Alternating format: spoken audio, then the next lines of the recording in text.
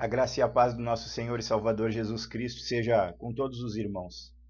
Nós estamos desenvolvendo uma série de meditações na primeira carta do apóstolo João, e hoje eu gostaria de compartilhar com você o texto que se encontra em 1 João, no capítulo 2, os versículos 1 e 2. 1 João, capítulo 2, versículos 1 e 2, que nos dizem assim: Filhinhos meus, estas coisas vos escrevo para que não pequeis. Se todavia alguém pecar, temos advogado junto ao Pai, Jesus Cristo, o justo. E ele é a propiciação pelos nossos pecados, e não somente pelos nossos próprios, mas ainda pelos do mundo inteiro. Vamos orar ao Senhor neste momento? Pai, nós louvamos o Teu nome por este dia, por esta oportunidade. Nós louvamos o Teu nome porque o Senhor nos deu vida até aqui. Muito obrigado porque o Senhor tem sido conosco, o Senhor tem nos abençoado, o Senhor tem nos ajudado, o Senhor tem nos livrado do mal, o Senhor tem nos sustentado, papai. Tal qual a Tua palavra garante, o Senhor tem sido e feito conosco e nós louvamos o Teu nome por isso. Pelas tuas bondades, pelos teus benefícios, Pai querido, e pelos meios que o Senhor utiliza também para gerar em nós crescimento, maturidade, fé. Em tudo louvamos o teu nome, papai. Queremos, Senhor, neste momento pedir que o Senhor abençoe, Senhor, esta palavra que nós vamos compartilhar, Pai querido, e que nela vamos meditar. E pedimos, Senhor Todo-Poderoso, que o Senhor nos ajude a vivermos os princípios nela contidos, Senhor, que o Senhor nos ajude a vivermos como filhos obedientes teus, Senhor, e que o teu Espírito Santo, ele, agindo nas nossas vidas, Senhor, nos dê o discernimento, o entendimento que nós precisamos da tua palavra, Pai, para aplicá-la ao nosso viver. Cremos no poder revigorante da tua palavra, cremos no poder, Senhor, renovador da tua palavra, cremos, Senhor, que o que nós vamos receber aqui, Senhor, como palavra que vem do Senhor, vai muito além do simples ato, Pai querido, de escutar uma palavra, Pai querido, mas traz bênçãos tuas, Senhor, traz direcionamento para as nossas vidas e ajuda-nos, Senhor, a sermos filhos obedientes teus, assim como nós devemos descer, papai. Toma desta porção bendita, Pai querido, e faz uma obra, Senhor, nas nossas vidas através dela e glorifica teu santo nome, Pai. Pois, sobretudo, Pai, nós entendemos que vivemos para a glória do teu nome. Usa a tua santa palavra para formar mais um pouco do caráter de Cristo em nosso viver. É o que nós oramos e agradecemos em nome de Cristo Jesus, o teu Filho. Amém e amém. Bem, irmãos, na última ocasião em que estivemos meditando nessa série de textos de 1 João, nós afirmamos que João ele diz que Deus é a luz que se revela, que é santo e de quem nada pode ser ocultado. Nós observamos a respeito do pecado que sua presença em nossas vidas pode nos levar à tentativa de enganar os outros, ocultando o nosso pecado, de enganar a nós mesmos quando nós não avaliamos corretamente a ação do pecado nas nossas vidas e não o confessamos adequadamente, e enganar a Deus quando afirmamos diante dele que não temos pecados e fazemos do Senhor um mentiroso. Nós analisamos também de maneira positiva que andarmos na luz da observância da palavra de Deus nos purifica de todo o pecado e promove a nossa comunhão uns com os outros e com Deus, algo que é importante para a Igreja de Cristo. Deus nos fez para termos comunhão com Ele, Deus nos fez para termos comunhão e edificarmos as vidas uns dos outros. O texto que nós vamos analisar hoje, João continua tratando a questão do pecado, nos indicando o caminho para termos vitória sobre ele por meio de Jesus Cristo. Então é necessário nós começarmos analisando no versículo 1 uma orientação de postura em relação ao pecado. João, como nós lemos, diz: Filhinhos meus, estas coisas vos escrevo para que não pequeis.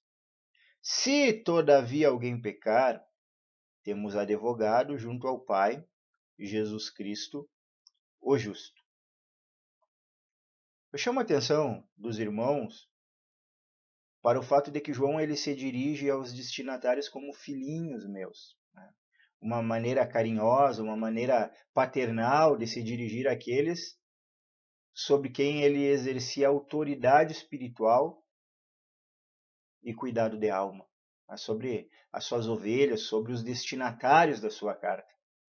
Essa atitude nos ensina a necessidade de termos gerada em nós uma preocupação verdadeira pelos irmãos.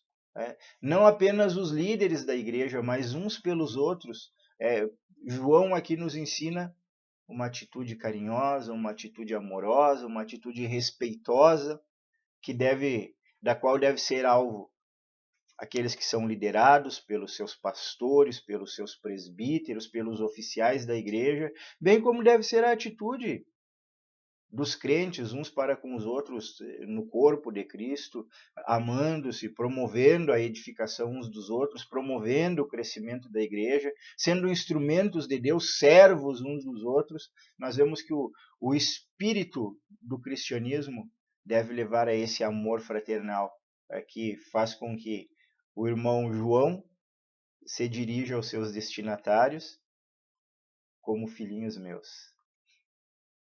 No que diz respeito ao pecado, embora em atitude amorosa, João afirma que um dos motivos da carta é a orientação para que os cristãos na Ásia Menor não pecassem. Então, estas coisas vos escrevo para que não pequeis. Inclusive, irmãos, encontramos neste texto bíblico uma orientação que nos remete à necessidade de encontrarmos um posicionamento equilibrado em relação àquilo que nós pensamos ou aquilo que a Bíblia define como pecado e a nossa atitude em relação a ele. Porque nós corremos o risco de tratarmos o pecado de forma ou muito severa, ou nós podemos também tratar o pecado de forma banal, de forma displicente, menosprezando o pecado como se fosse algo de menos importância para Deus, para o seu reino, para o nosso relacionamento com Deus. Enfim, de que maneira nós vemos o pecado e como nós precisamos ver o pecado?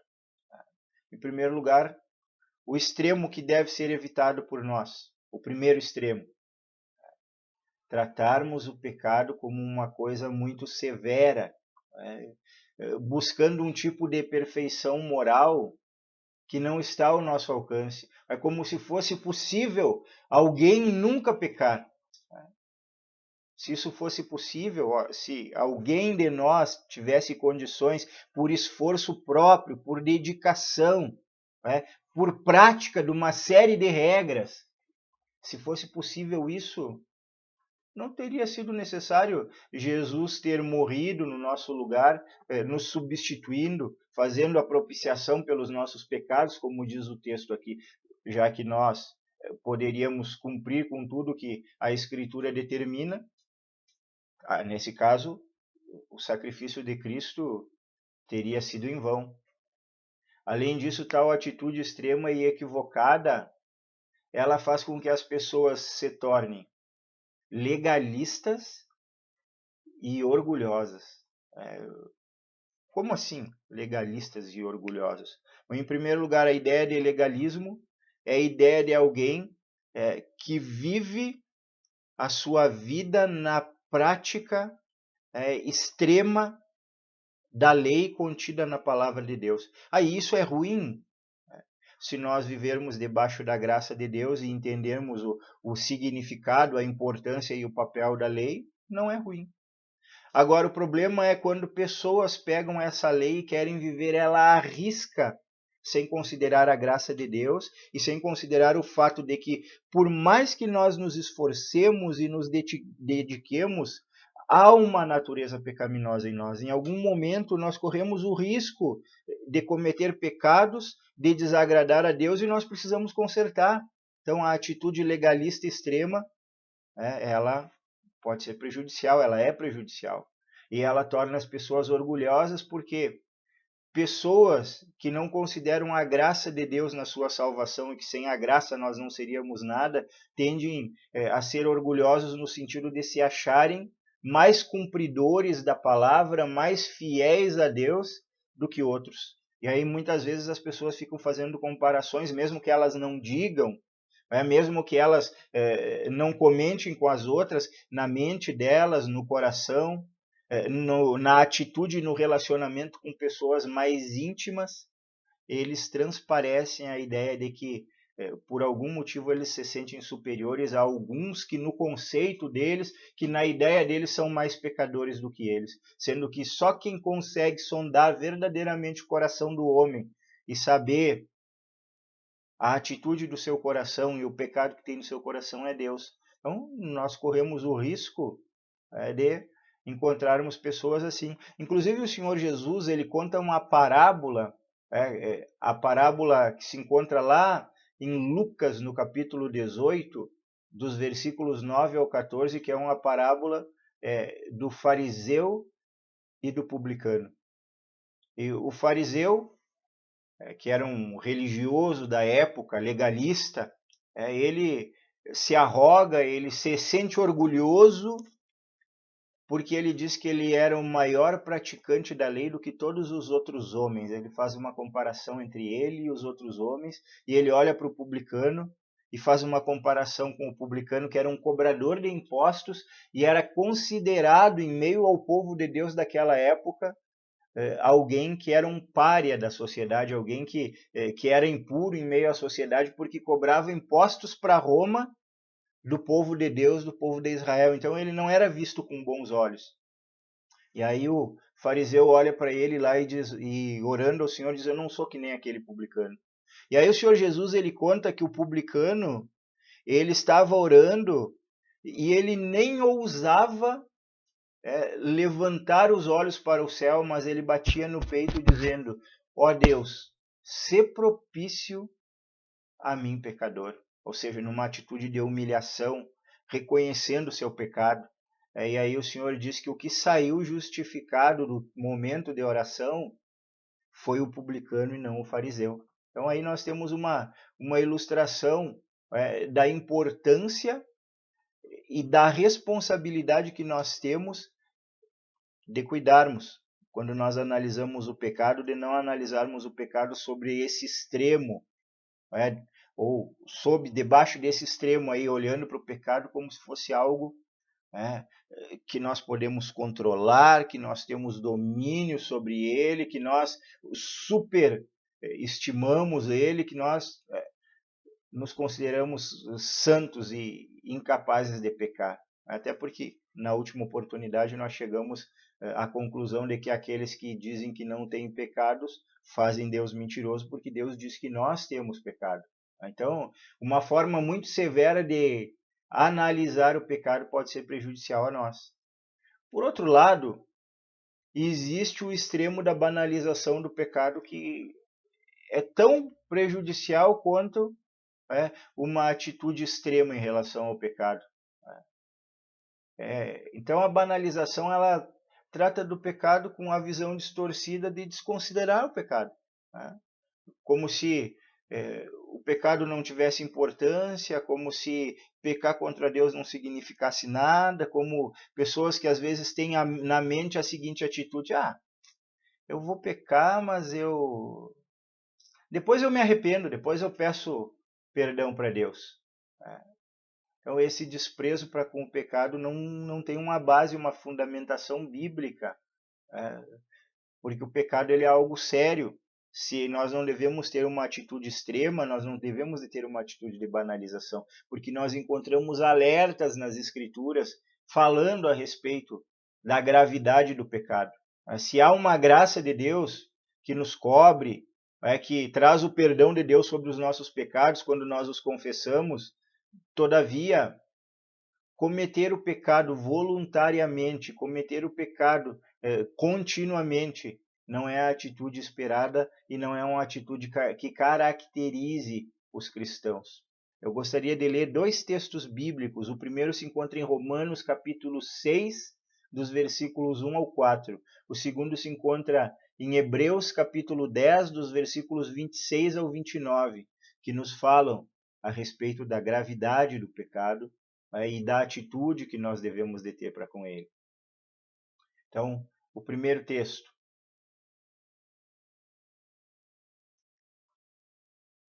Romanos, capítulo 6, dos versículos 1 ao 4, que nos diz assim: Que diremos, pois? Permaneceremos no pecado para que seja a graça mais abundante? De modo nenhum.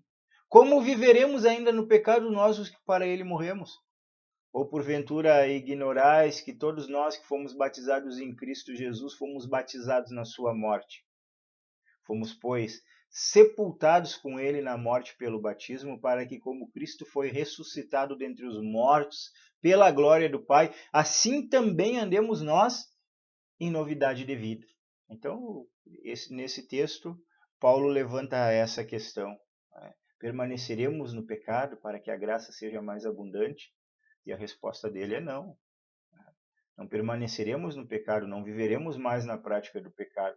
A ideia aqui, transmitida pela figura da morte e da ressurreição, é a ideia de que assim como Cristo morreu na cruz do Calvário e ressuscitou, está assentado à direita de Deus Pai, nós morremos para a vida antiga, para a vida de pecados. E nós ressurgimos para uma nova vida em Cristo, e o texto bíblico fala em viver em novidade de vida, ou seja, isso leva em consideração exatamente viver uma vida diferente. Outrora nós vivíamos uma vida de pecados, uma vida distanciada de Deus, aqueles que antes de serem salvos viveram diversas transgressões do pecado.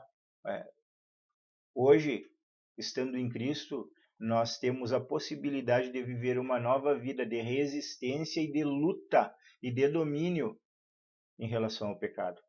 O outro texto é o texto de Hebreus, capítulo 10, dos versículos 26 ao 29, que nos diz assim: Porque se vivermos deliberadamente em pecado, depois de termos recebido o pleno conhecimento da verdade, já não resta sacrifícios pelos pecados. Pelo contrário, certa expectação horrível de juízo e fogo vindouro prestes a consumir os adversários. Sem misericórdia morre pelo depoimento de 2 ou 3 testemunhas quem tiver rejeitado a lei de Moisés. De quanto mais severo castigo julgais vós, será considerado digno aquele que calcou aos pés o Filho de Deus e profanou o sangue da aliança, com o qual foi santificado, e ultrajou o Espírito da graça. Então aqui o escritor da carta aos Hebreus, ele fala da questão e do perigo de viver, de pessoas que vivem deliberadamente em pecado, depois de terem conhecido a verdade. Aqui o escritor aos Hebreus já não resta sacrifício pelos pecados. Jesus foi o sacrifício pelos nossos pecados.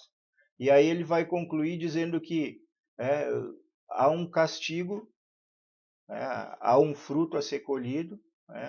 E que fruto pensamos nós deve ser colhido por aquele que calcou os pés o Filho de Deus? Olha o que o escritor está dizendo aqui. Profanou o sangue da aliança com o qual foi santificado, ultrajou o Espírito da graça. A ideia aqui é uma ideia de menosprezo para com o sangue de Cristo, que é o que nos purifica do pecado. É uma ideia de menosprezo para com o sacrifício de Cristo. Então, olhar o pecado de forma banal, olhar o pecado deliberadamente cometendo, é um equívoco que os cristãos devem evitar. É um cuidado que nós devemos de ter. A nossa visão em relação ao pecado deve ser uma visão que compreende os dois aspectos ao mesmo tempo. O pecado, ele é perdoado pela graça de Deus mediante o arrependimento, mas o pecado ele é gravíssimo e não deve ser cometido. Os cristãos devem lutar contra a sua natureza para não cometer o pecado. Então, precisamos ter essa postura de olhar o pecado diante desta orientação aqui, diante desta ordem que João nos dá, ainda que de maneira amorosa, de que devemos de evitar, porque os dois extremos são perigosos. Né? Fomos salvos pela graça de Deus para vivermos em santidade. E tal coisa é obra do Espírito nas nossas vidas e, ao mesmo tempo, um trabalho da nossa dedicação. Deus ele nos ajuda e nós nos dedicamos também, meditando na sua palavra, orando, nos consagrando. Assim, sendo, devemos evitar o pecado de todas as formas possíveis, mas saber que estamos sujeitos a ele e que quando pecamos, né, Deus ele tem misericórdia de nós se confessamos. Né? João diz que se pecarmos, né, e precisamos dizer que o verbo pecar aqui neste versículo está colocado num modo verbal que na língua original nos transmite a ideia de pecado ocasional. Né? Então, é como se João estivesse dizendo assim, se por acaso, tendo um deslize, tendo um erro, vocês pecarem. Inclusive, quando nós olhamos para alguns outros textos bíblicos contidos aqui na carta mesmo, eles apoiam essa posição. Veja comigo, 1 João 3, versículo 6, que diz assim: todo aquele que permanece nele não vive pecando. Todo aquele que vive pecando não o viu, nem o conheceu. Ou seja, aqueles que estão em Cristo, eles não vivem pecando, eles pecam ocasionalmente. Agora, aqueles que vivem na prática do pecado é porque não conheceram a Cristo, é porque não foram convertidos verdadeiramente pelo Senhor. Aí no versículo 9 do capítulo 3 de 1 João diz assim: todo aquele que é nascido de Deus não vive na prática do pecado, pois o que permanece nele é a divina semente. Ora, esse não pode viver pecando, porque é nascido de Deus. Então, o que se deduz desse texto? Aqueles que são nascidos de Deus, eles pecam ocasionalmente, eles não vivem pecando. Agora, o que João nos diz aqui, se ocasionalmente, se porventura vocês pecarem, saibam que tem um advogado junto ao Pai, Jesus Cristo justo, o que é de extrema importância para o perdão dos nossos pecados ocasionais, dos nossos pecados acidentais por nós cometidos. Se acidentalmente pecarmos, temos um advogado. Outras versões da Bíblia chamam ele de intercessor. Tem uma outra versão que diz aquele que fala com o Pai a nosso respeito. Então ele intercede, Jesus Cristo é aquele que intercede por nós, não afirmando que nós somos justos. Jesus é aquele que se coloca entre o Pai e nós, não dizendo assim, Pai, perdoa-os porque eles são bons, porque eles são justos, porque eles praticam a justiça. Não, inclusive quando nós olhamos para o texto de Romanos capítulo 13, versículo 10, o texto vai afirmar que pelo contrário, como está escrito, não há justo nenhum sequer. Nós não somos salvos pela nossa justiça. Jesus, inclusive o próprio nome Jesus significa aquele que salvará o seu povo dos seus pecados. Então Jesus significa Jeová salva. Foi ele, está escrito lá em Mateus 1, 21, salvará o povo dos seus pecados. Então Jesus é o que se tornou justiça no nosso lugar. Jesus é aquele que intercede, não dizendo, olha para eles, mas dizendo para o Pai, Pai, olha para mim. Eu morri por ele. Eu cumpri a justiça no lugar dele. É nesse sentido que nós podemos dizer que Jesus Cristo é o nosso intercessor pela justiça do Senhor e não pela nossa justiça. Cristo é o Messias ungido, que cumpriu todas as exigências da lei de Deus e morreu no nosso lugar. Ele é o justo e justificador do seu povo. Então é dessa maneira que ele intercede. Se pecamos, o Senhor intercede por nós, rogando ao Pai, e dizendo: olha, eu morri no lugar deles. No versículo 2, nós temos a seguinte afirmação, falando a respeito de Jesus. E ele é a propiciação pelos nossos pecados, e não somente pelos nossos próprios, mas ainda pelos do mundo inteiro. Então aqui João nos apresenta um conceito de substituição aqui, um conceito de aceitação aqui, a respeito da obra de Jesus Cristo em nosso favor. Por quê? Nós que em algum momento da nossa vida não tivemos Cristo, e talvez você diga assim, sim, mas eu me criei num lar cristão, na minha juventude eu já fui convertido, então, de certa forma, eu sempre tive Cristo.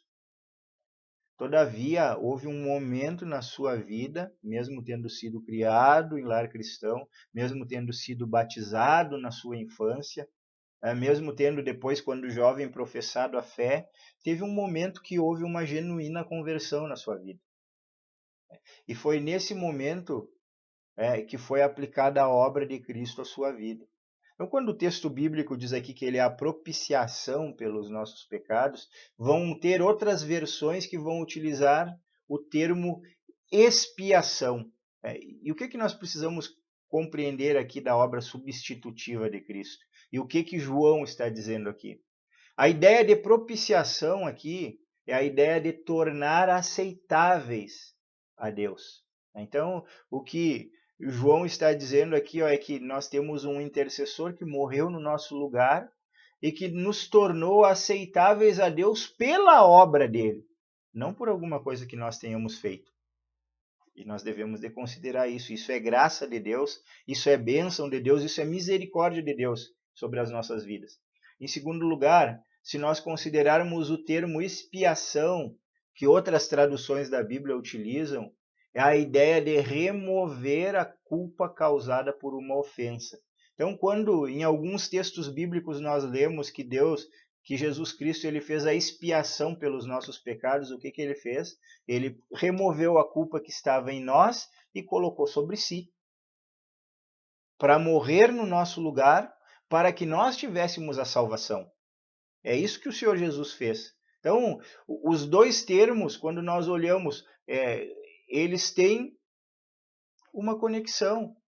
Dizer que nós nos tornamos aceitáveis, ou a outra versão dizer que ele fez a expiação, significa que ele removeu a nossa culpa para que nós fôssemos aceitáveis. E aqui nós temos uma afirmação de que Jesus Cristo é a propiciação não apenas pelos nossos pecados, mas ainda pelos do mundo inteiro. E em que sentido o Senhor Jesus Cristo é a propiciação pelo mundo inteiro? Nós precisamos entender que a Bíblia ela nos fala de uma expiação, ou seja, de uma remoção de culpa, de ofensa, que é limitada. Jesus Cristo, ele morreu por aqueles que são eleitos de Deus no mundo, em todos os tempos. Então, quando o texto fala aqui a respeito de pecados de todo mundo, ele está falando dos pecados daqueles que pertencem ao Senhor em todos os lugares do mundo. Então o Senhor morreu por esses. O sacrifício do Senhor Jesus, ele foi totalmente eficaz. Ou seja, Jesus não morreu por ninguém que não vai ser salvo. Jesus morreu por aqueles que pertencem ao Senhor, que são eleitos do Senhor e que vão estar com Ele no reino dos céus. Então, nesse sentido aqui, João afirma, olha, ele é a propiciação pelos nossos pecados, ou seja, ele nos fez aceitáveis a Deus e ele faz aceitáveis a Deus os nossos irmãos em todo o mundo. Ou seja, o Senhor Jesus morreu por todos aqueles que pertencem a ele, em todos os lugares do mundo, em todas as tribos, línguas, nações. Nós temos representantes do reino de Deus que foram escolhidos por Deus, que foram eleitos pelo Senhor e que viverão eternamente com o Senhor. E que em algum momento da vida deles, da existência, eles vão ser alcançados pela graça de Deus, vão ter validado o sacrifício de Cristo por eles, os seus pecados expiados, a sua culpa removida e eles aceitos na presença de Deus. Nós temos esse privilégio. Você e eu que estamos, eu transmitindo esta mensagem, você que está escutando esta mensagem, que é membro da Igreja de Cristo, esse é um privilégio de Deus para nós. Se pecarmos, temos um advogado. Esse advogado, ele é a propiciação, ele é o que intercede, ele é o que morreu, ele é o que pagou o preço. O que cabe a nós, como servos de Deus? Obedecermos ao Senhor, sermos fiéis à sua palavra, andarmos em fidelidade, em obediência, andarmos de acordo com os mandamentos da sua santa palavra, nos submetermos à sua vontade, porque a sua vontade é a melhor para as nossas vidas. Nesse sentido, nós andamos de acordo com aquilo que Deus preparou para nós. Lembrando que aqui João, ele diz: estas coisas vos escrevo para que não pequeis. Tenhamos, portanto, uma atitude de obediência, tenhamos um entendimento correto do pecado, não como algo que deve ser encarado com uma atitude de severidade nem de banalidade, mas como algo que ofende a Deus e pelo qual Jesus morreu para que nós tivéssemos ou pudéssemos ter acesso a Deus. Assim, sendo nós, nesta oportunidade, meditamos a respeito desses 2 versículos do capítulo 2 da primeira carta de João, falando a respeito do pecado, da importância de não pecarmos, falando a respeito de Jesus Cristo como intercessor nosso, que morreu e que fez a expiação pelos nossos pecados, que fez a propiciação pelos nossos pecados e de todos os nossos irmãos em Cristo, no mundo inteiro e em todos os tempos. Assim sendo, nosso desejo é que Deus aplique a verdade da sua palavra aos nossos corações, nos console, nos edifique e nos fortaleça para vivermos uma vida de obediência e gratidão ao Senhor. Que Deus abençoe a sua vida.